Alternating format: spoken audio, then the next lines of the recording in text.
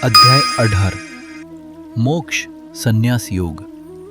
ગીતાનો આ અંતિમ અધ્યાય વાસ્તવમાં ભગવાનના સમગ્ર ગીતા સંદેશનો સાર છે. આપણે અગાઉ જોયું હતું કે બીજો અધ્યાય સમગ્ર ગીતાનો જાણે અગાઉથી આપેલો સાર છે, જ્યારે 18મો અધ્યાય સમગ્ર ગીતાનું પાછળ ફરીને કરવામાં આવેલું અવલોકન અને સમાપન છે. ગીતામાં અત્યાર સુધી એ સ્પષ્ટ કરવામાં આવ્યું છે કે સર્વત્ર એક જ શાશ્વત ચૈતન્ય પ્રકૃતિના માધ્યમથી કાર્ય કરે છે અને આ અનેકતાથી ભરેલા દૃશ્યમાન જગતમાં વિવિધ સ્વરૂપે પોતાની અભિવ્યક્તિ કરે છે.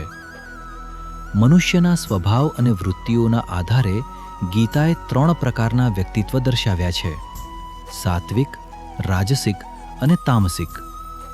આ અધ્યાયમાં આ ત્રણેય સ્વભાવના વિવિધ પ્રમાણો વ્યક્તિઓમાં કેવી રીતે ભિન્નતા સર્જે છે તેનું વિસ્તૃત વર્ણન કરવામાં આવ્યું છે. યજ્ઞ, જ્ઞાન, કર્મ, ધૃતિ અને સુખ, આ બધામાં સત્વ, રજસ અને તમસ પ્રમાણે કેવી રીતે તફાવત આવે છે તેની વિગતવાર ચર્ચા કરવામાં આવી છે. ગીતામાં 2 પરિચિત શબ્દો વારંવાર જુદા જુદા સંદર્ભોમાં વપરાયા છે: સંન્યાસ અને ત્યાગ. અલગ અલગ સંદર્ભોમાં આ શબ્દોના અર્થ જુદા હોય એવું જણાતું હોવાથી ગૂંચવણ ઊભી થઈ શકે છે. તેથી આ બંને શબ્દોના અર્થને ફરી સ્પષ્ટ રીતે સમજાવવાની જરૂર છે. આ અંતિમ અધ્યાયની શરૂઆત અર્જુનના સીધા પ્રશ્નથી થાય છે: સંન્યાસ શું છે અને ત્યાગ શું છે? ભગવાન શ્રી કૃષ્ણ આ વિષયને લઈને આ બંને શબ્દોની સ્પષ્ટ વ્યાખ્યા કરે છે. સંન્યાસ શું છે તે સમજાવ્યા પછી ભગવાન ત્યાગનું સ્વરૂપ સમજાવે છે અને દર્શાવે છે કે ત્યાગના માર્ગે આગળ વધીને જ સાચો સંન્યાસ પ્રાપ્ત કરી શકાય છે અને તેને જીવનમાં સંપૂર્ણ રીતે જીવી શકાય છે.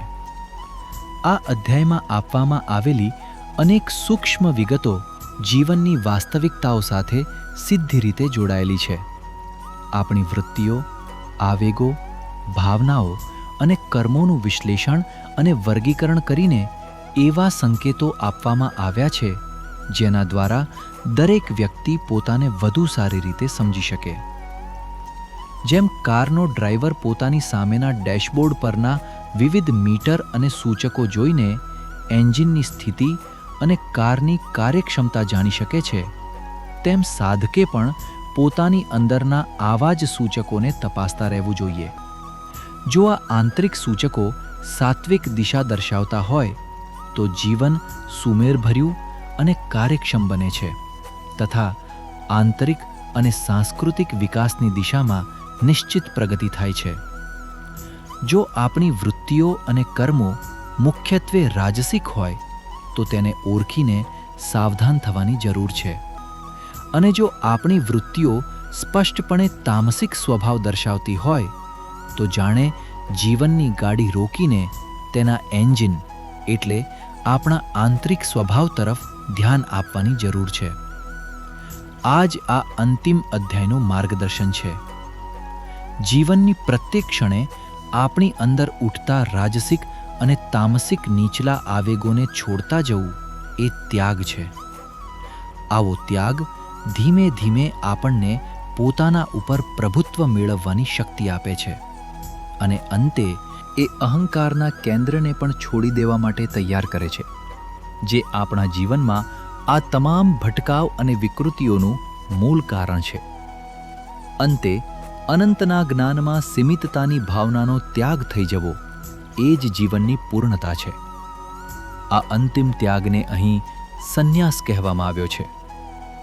હું આ સીમિત શરીર મન છું અને હું કરતા છું એવી ભાવનાનું વિસર્જન. જ્યારે આ સીમિત હું અનંત ચૈતન્યના જ્ઞાનમાં વિલીન થાય છે ત્યારે સાચો સંન્યાસ સિદ્ધ થાય છે.